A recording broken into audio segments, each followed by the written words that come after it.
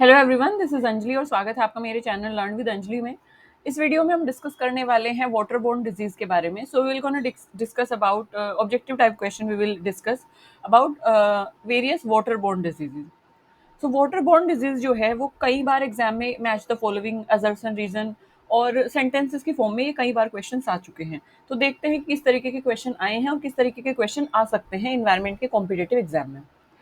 Our first question is waterborne disease are mainly caused by mainly जो waterborne disease है वो किसकी वजह से फैलती है, किसकी वजह से waterborne disease होती है। सबसे पहला है pathogens and pollutant in drinking water.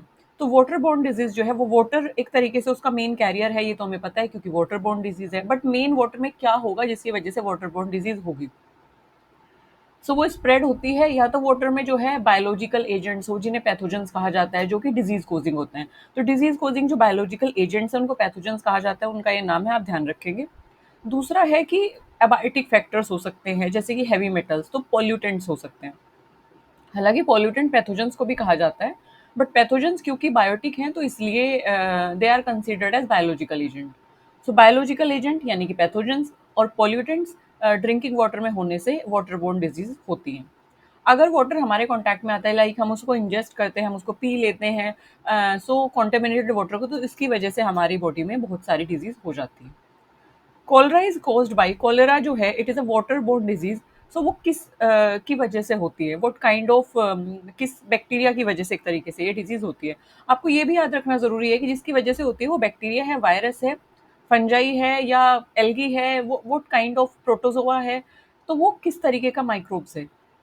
तो कोलरा जो है that is caused by vibrio cholerae, और विब्रो कोलरे जो है it is a kind of bacteria, it is a type of bacteria.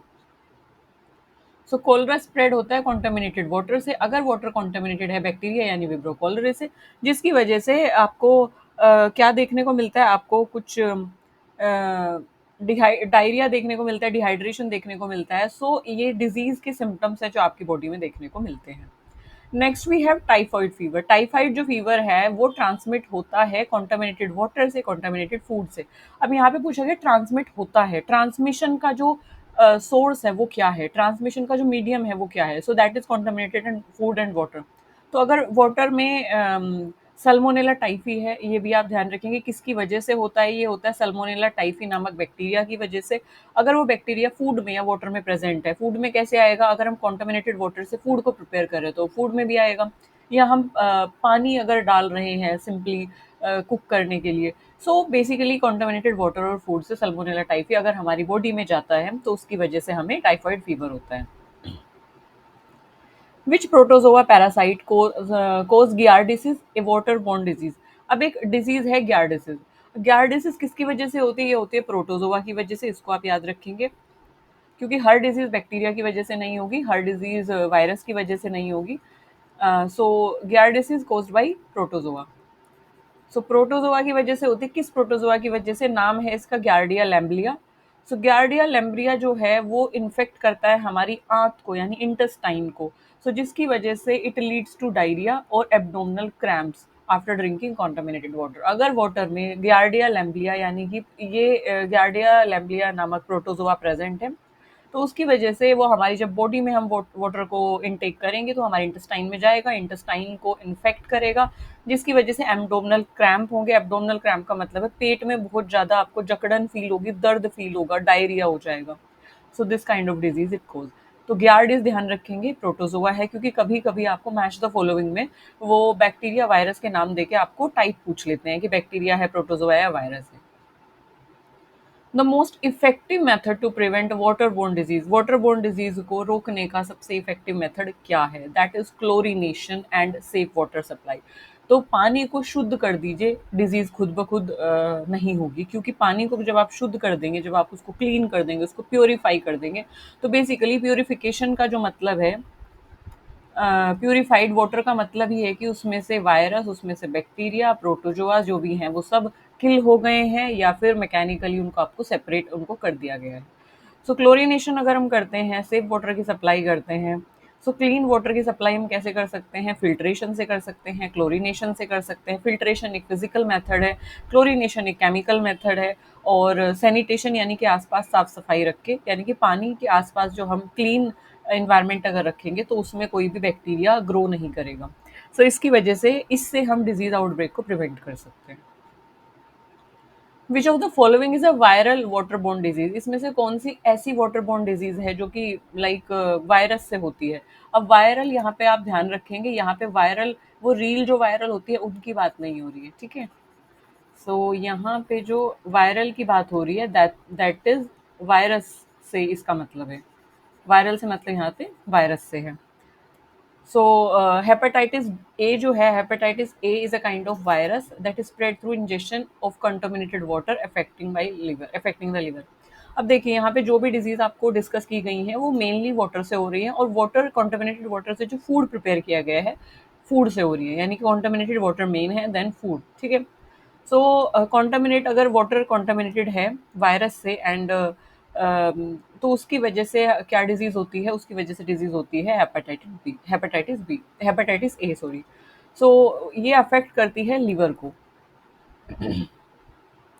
Schistosomiasis, schistosomiasis एक वाटरबोर्न डिजीज है, और ये होती है, किसकी वजह से ट्रांसमिट होती है या कहाँ से ट्रांसमिट होती है? Skin contact with water. अगर वाटर के कांटेक्ट में हमारी स्किन आती है तो आपने देखा सिर्फ इंजेक्शन से ही डिजीज नहीं हो रही है, मतलब अगर आप पानी को पी रहे हैं वहीं से सिर्फ नहीं हो रही है, अगर आप कांटेक्ट में भी आ रहे हैं, मतलब अगर आपकी डर्मा यानी कि स्किन स्किन अगर कांटेक्ट में है वाटर के, सो स्किन अगर कांटेक्ट में है वाटर के तो तब भी आपको ये डिजीज देखने को मिलेगी।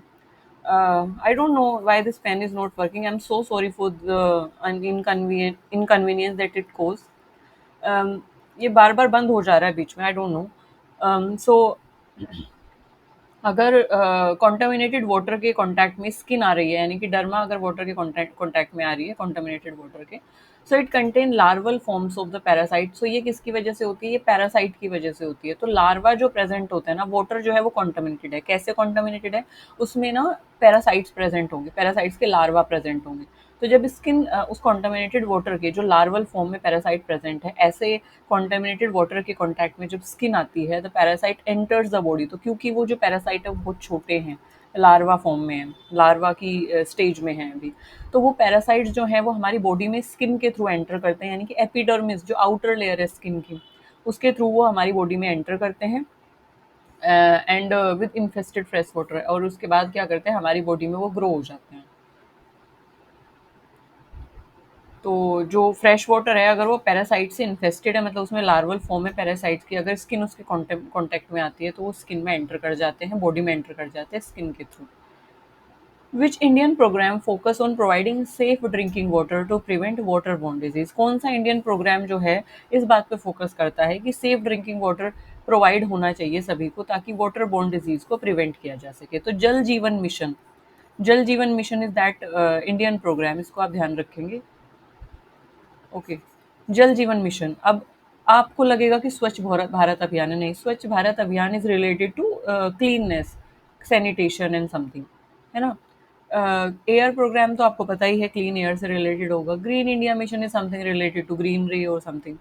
सो जल जीवन मिशन जो है that aims to provide piped water. तो आपने देखा होगा कि गाँव में ना पाइप के थ्रू जो पाइपलाइंस है, वाटर पाइपलाइंस डाल दी गई हैं, ताकि और एक पर्टिकुलर टाइम पे, सुबह के टाइम, हमारे गांव में क्या होता है कि 6 से 7 बजे के बीच, 6 AM टू 7 AM का जो टाइमिंग है वो वो क्लीन वाटर सप्लाई का टाइमिंग है। तो उस टाइम पे हमें वहाँ पे सप्लाई मिलती है वाटर की। सो अलग अलग गांव में वो अलग अलग तरीके से अलग अलग टाइम पे आता है। हमारे गांव में वो 2 टाइम पे भी आ जाता है, कभी कभी शाम को 5 बजे, 5 से 6 भी आ जाता है। सो बेसिकली मतलब क्या है या एम क्या है जल जीवन मिशन का, कि जो गांव के एरियाज है जहाँ पे सैनिटेशन उतना नहीं है या क्लीन वाटर की सप्लाई नहीं पहुंच पाती है, तो उन एरियाज में पाइप वाटर को पहुंचाना। पाइप में जो वाटर आता है वो क्लीन वाटर आता है, यानी कि उसको टैंकर में क्लोरीनेशन से, उसको पहले ही फिल्ट्रेशन क्लोरीनेशन से क्लीन कर दिया जाता है, देन उसको जो है घर घर में पाइप्स के थ्रू सप्लाई किया जाता है। तो मेन एम इसका यही है कि आजकल जो ग्राउंड वाटर है वो भी बहुत कॉन्टामिनेट हो रहा है।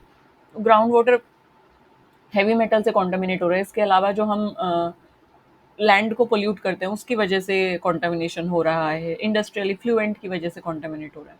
सो पाइप वाटर का होना, एक क्लीन वाटर का होना बहुत ज़रूरी है। तो जल जीवन मिशन का एम यही है कि घर घर में जो है साफ पानी पहुँचे। So safe drinking water to all rural household area in India, कि सभी गाँव के जो एरियाज़ है, सभी गाँव के जो रूरल हाउस होल्ड एरियाज़ है इंडिया के, उसमें पाइप यानी कि क्लीन वाटर या प्योर वाटर, सेफ वाटर की सप्लाई हो।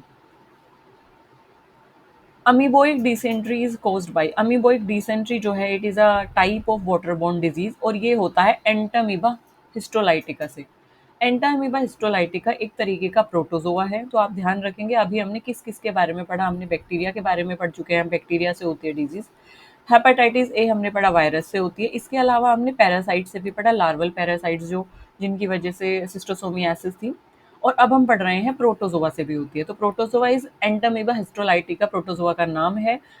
ये एक प्रोटोजोआ है, प्रोटोजोआ इसका टाइप है। There are various types of microorganism, जैसे कि bacteria, protozoa, virus and various type of microorganism. ठीक है, तो उसमें से एक है प्रोटोजोआ, एक टाइप है प्रोटोजोआ।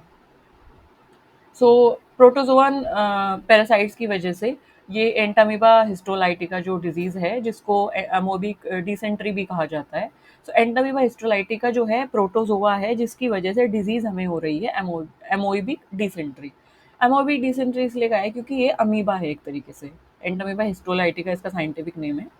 एंड टाइप क्या है इसका, protozoa. I hope you are getting me. And इसकी वजह से डिजीज हो रही है, that is amoebic dysentery. So amoebic dysentery के जो सिम्टम्स हैं वो क्या होंगे, क्या ये किस तरीके से प्रॉब्लम कोज करती है। सो बेसिकली ये इन्फेक्ट करता है इंटेस्टाइन को, आंत को ये इन्फेक्ट करता है, जिसकी वजह से डायरिया, ब्लडी डायरिया देखने को मिलता है। सिंपल डायरिया नहीं, ब्लडी, मतलब सोचो कि पेट में कितना दर्द होता होगा कि ब्लड भी आ रहा है, खून भी आ रहा है। ठीक है, एब्डोमिनल, सीवियर एब्डोमिनल पेन इसमें होता है। तो बेसिकली दिस प्रोटोजोआ को severe type of disease to human being. Which of these group is most vulnerable to waterborne disease, इसमें से कौन सा ग्रुप सबसे ज्यादा वल्नरेबल है, सबसे ज्यादा खतरे में है वाटरबोर्न डिजीज के।